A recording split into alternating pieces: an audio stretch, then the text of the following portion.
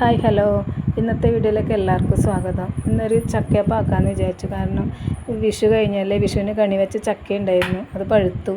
അപ്പോഴേക്കും അത് ചക്കയപ്പം ആക്കാമെന്ന് വെച്ചു. അത് അരി കുതിർത്ത് വെച്ചിട്ട് അനിയത്തി അരി പൊടിക്കാൻ വേണ്ടിയിട്ട് എടുക്കുന്നുണ്ട്. അരി പൊടിക്കുന്നതിലേക്ക് ഏലക്കായി, കുറച്ച് ഉപ്പ് എല്ലാം കൂടി ചേർത്തിട്ട് അരി നല്ലതായിട്ട് പൊടിച്ചെടുത്തു. അപ്പോൾ വെല്ലം പൊടിച്ചിട്ടാണ് ചേർക്കുന്നത്, പാവ് കാച്ചിട്ടൊന്നുമില്ല. വെല്ലം നന്നായിട്ട് പൊടിച്ചിട്ട് ചേർത്തു.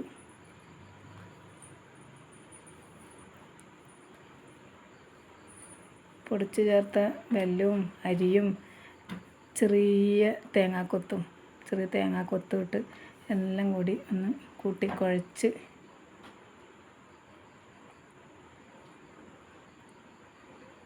ചക്ക നല്ല പഴുത്ത വരിക്കച്ചക്കയാണ്.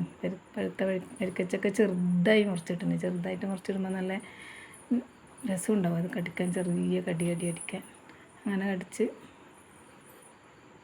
കുഴക്കുന്ന അനിയത്തിയാണ് കുഴച്ചെടുക്കുന്നത്. ചക്ക, അരിപ്പൊടി, വെല്ലം, തേങ്ങാക്കൊത്ത്, ഉപ്പ്, ഏലക്കായ് ഇതെല്ലാം കൂടി നല്ല വൃത്തി കുഴച്ച് ഇലയിൽ ഇട്ടിട്ട് ചുരുട്ടി വെക്കുന്നത്.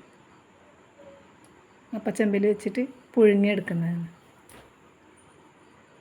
കുറേ ഉണ്ടായിരുന്നു, അപ്പോഴേക്കും ഒരുപാട് അരി പുതിർത്തിട്ട് ഉണ്ടായിരുന്നു. ചക്കയും കുറച്ചുണ്ടായിരുന്നു, കുറച്ച് കൂടുതലുണ്ടായിരുന്നു ചക്ക. അതുകൊണ്ട് കുറച്ചധികം തന്നെ അപ്പമായി. വലിയ അപ്പച്ചെമ്പാന്നത്.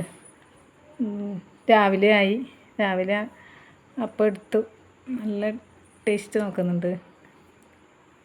ഇതാണ് ചക്കയപ്പത്തിൻ്റെ കളറായ ഇലയിൽ പൊതിഞ്ഞതുകൊണ്ട് ആ ഒരു കളറാണ് വന്നിട്ടുള്ളത്. നല്ല അടിപൊളി ചക്കയപ്പം.